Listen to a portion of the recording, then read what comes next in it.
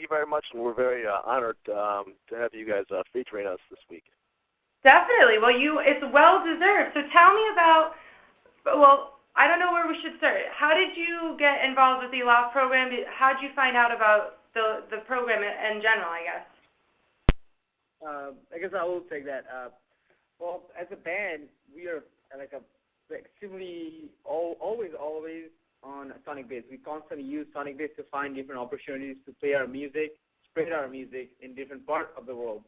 So we were going through Sonicbids, and we found this opportunity to play music for the last 50 days of music, and we thought this sounds like a really cool opportunity, and we applied for it, and we were chosen for the first round. And after the first round, we wanted the whole online voting thing where the fans and the friends, everybody kicked in.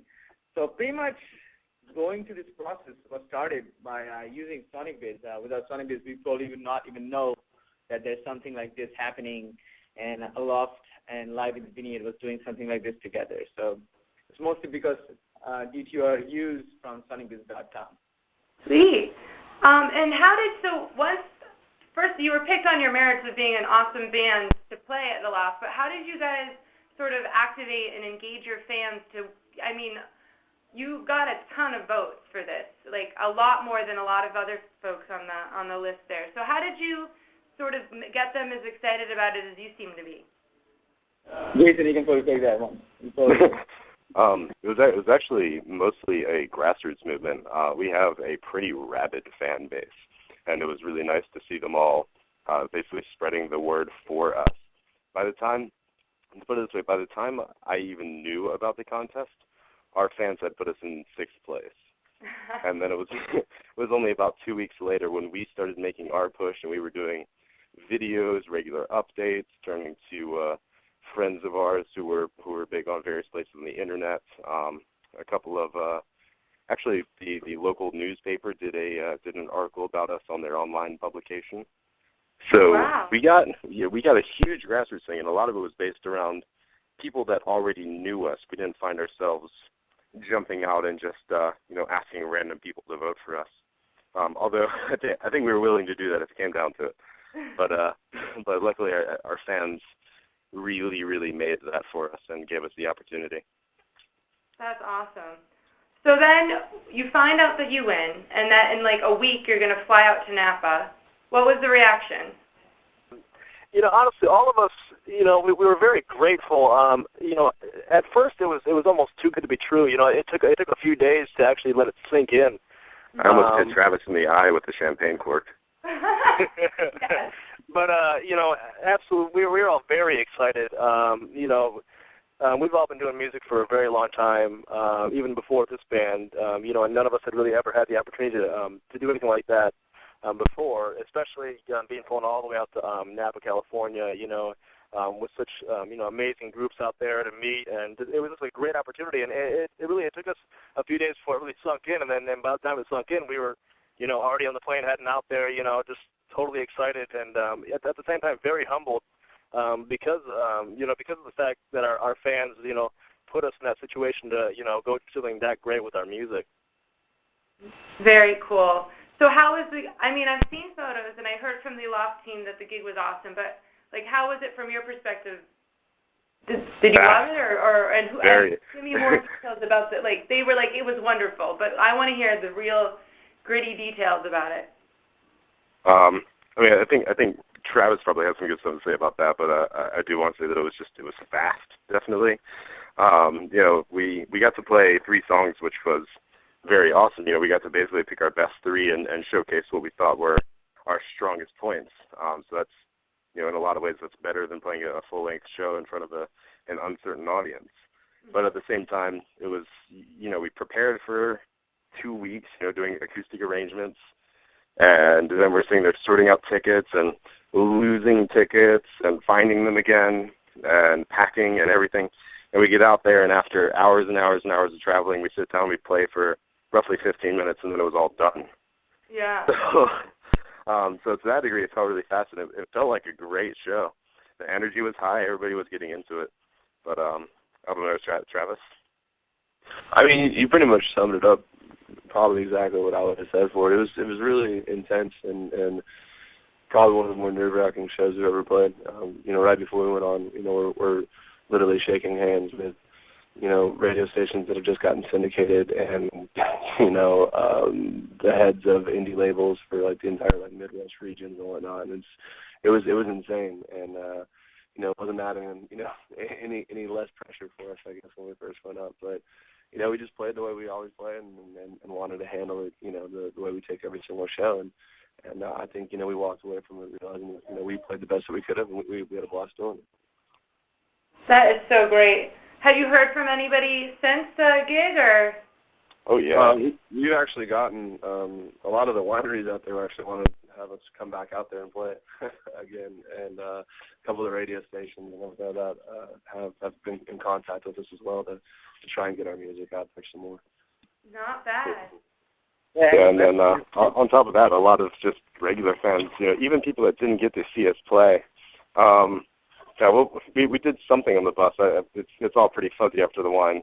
So it was like a faux performance. But someone basically asked Travis to, you know, if he was in a band, and Travis said yes. And then they demanded that he performed. And after about 20 minutes, all these people on the bus that didn't get to see our Friday performance were videotaping his a cappella performance. And so we got a lot of fans that didn't even see us actually perform. You know, people that talked to us and listened to our music afterwards. That is really awesome. That's why we like to do these kinds of projects. That makes me really lots of warm fuzzies there. So who was your favorite band that did you get to see anybody play? I know they had sort of like an all-star little lineup going. All of them. Yeah, that's such a rough question. Yeah, it is. You know, if you ask any one of us, we all might give a different response. But there was, you know, fantastic performances all weekend. I'm a big Patrick Stump fan, and I really enjoyed Jack Mannequin a lot. Also, you know, OAR nailed it. Yeah, OAR and Jack Mannequin, ultra nice guys. Yeah, and it worked out because I know that there was a contest and your fans got you there, but your sound really does fit in with what they were looking for.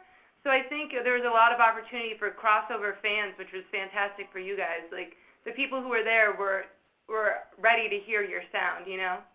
Yeah. Well, part of it, too, was, okay.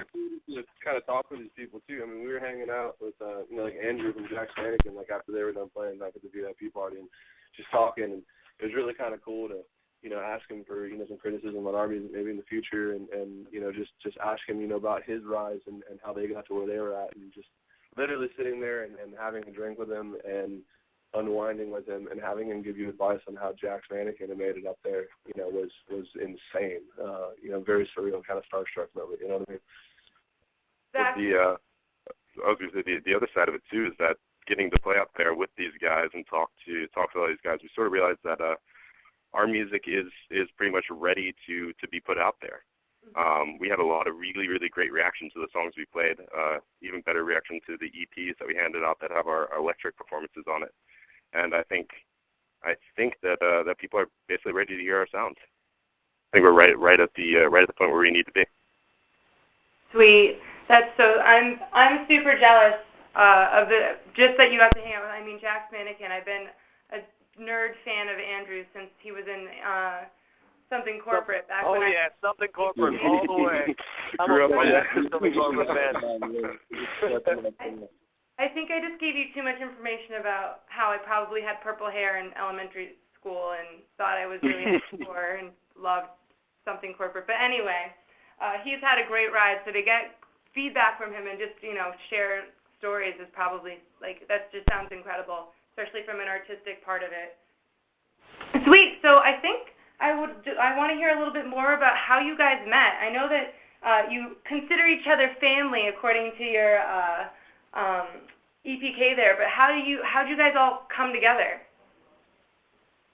Well, who do you want to start it? Why don't you take it? And when we, first of all, when we mean we're family, we do really mean the family, because I'm from Bangladesh, which is far, far away from here. I came here to go to college, and I started working. I met Travis in Norfolk. We used to be in a band together before, another band. And after that, But then me and Travis, we said we're gonna start something new, something that fits more like our writing style or like the stuff that we like.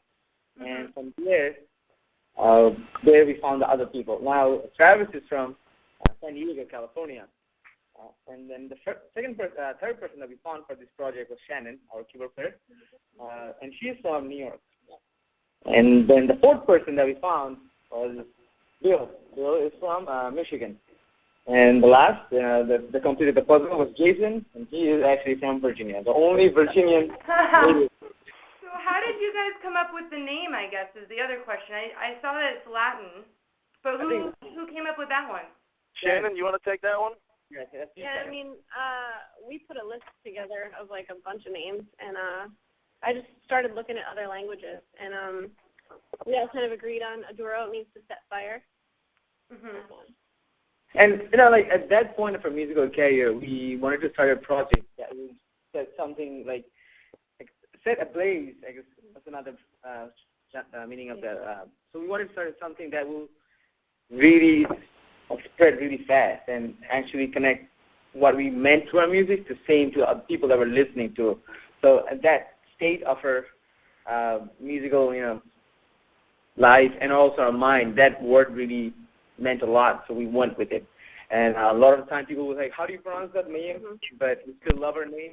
So what has been, I mean, obviously other than this last gig at Napa, just kidding, what has been your favorite gig that you've played together? Well, see, you love every show for a different reason. There's, probably one of the most touching shows for me was we went to play at Dogwood Dell, and it ended up getting rained out. There was a storm, and it got shut down, and there was I think 4 or 5 of our fans had driven all the way up, the hour and a half, 2-hour drive. And they were standing in the pouring rain just to watch us play like a 10-minute, 15-minute set, and then the power got shut off. But like even after the power got shut off, they were still there, like cheering for us, clapping for us, just having a great time and just like glad to be a part of it. But on the other hand, you have the shows where you play and in front of 1,000 people and the crowd gets really into it, and all those shows are great. But at the same time, those touching moments with the fans, when you see how into it they are and how passionate they are about something you've created, it's just a very heartwarming experience. It sounds like you guys have a really strong connection with your fans. How did that sort of, I know I talk to bands all the time and they struggle sort of getting, the metrics around it are like Facebook likes, etc. But really just feeling like they have that fan following. How did that happen for you guys? Wow. Our shows have always been very, kind of crowd oriented. We do a lot of stuff that tries to get the crowd. We want to make everybody feel as though that they were just as much part of the show as we were, and kind of give them that feeling that they're actually helping us produce what we've done. And we've just constantly always strived to not only hang out with our same fans and our friends and everything like that come out of the shows, but we also take the effort to actually go out and meet new people at each show as well and personally introduce ourselves and try and just take that personal touch to everything we do as opposed to just saying, hey, we're in a band and thanks for coming, hey, here's your CD. We've always wanted to actually sit there and get to know the people that come out to see our shows. So you have a new record coming soon? Yes? Yes, we do. We're in the studio right now. We are finishing up the tracking part of it. Okay. We have some little bit of tracking left, and once it's done, we'll move into the mixing and mastering phase. We are recording that EP. It's going to be around like 7 songs in them, 5 electronic and 5 electric versions and 2 acoustic versions. And we are working with Brad Rosenberg over at Clay Garden Studio. Okay. And we are working with him, and we're very excited to share this EP because we put a lot of our heart and soul and a lot of time and dedication behind this, and super excited to get it out. And we're planning to release it hopefully early next year. So if everything goes right and smooth, we should have it pretty soon. Awesome. And what can we expect from the sound of that? Is there, I know is there any transitions in sound or more badassery that you already have? What's going on? We'll never give up the badassery. Okay. Yeah, it's actually ingrained in our bodies. They manifest destiny, but it's just inside of us, the badassery. Having just this EP, we've been developing a sound, over the past year, a little over a year now, and this EP it just shows us, it's a little bit more mature of a sound.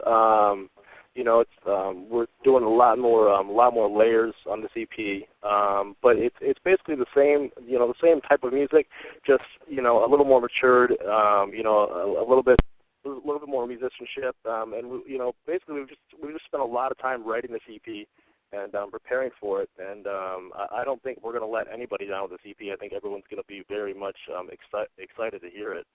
Mm-hmm. How long have you guys been working on it then?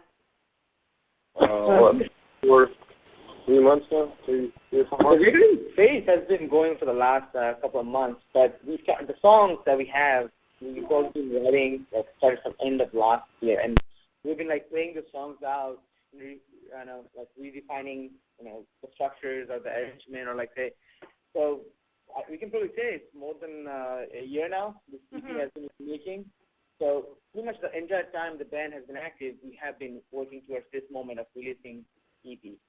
So it's definitely good time to spend behind it. Sweet. Well, thank you guys so much for your time. It's been awesome to hear all about this stuff. I have a few very important questions at the very end here. Favorite Muppet? Favorite Muppet? Probably Fozzie the Bear. I love Fozzie the Bear. Swedish Chef, hands down. Oh, yes. Okay. Good one. Oh, Oscar.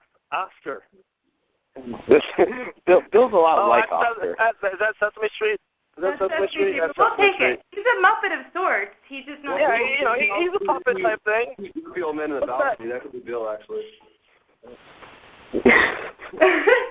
Shannon, what's yours?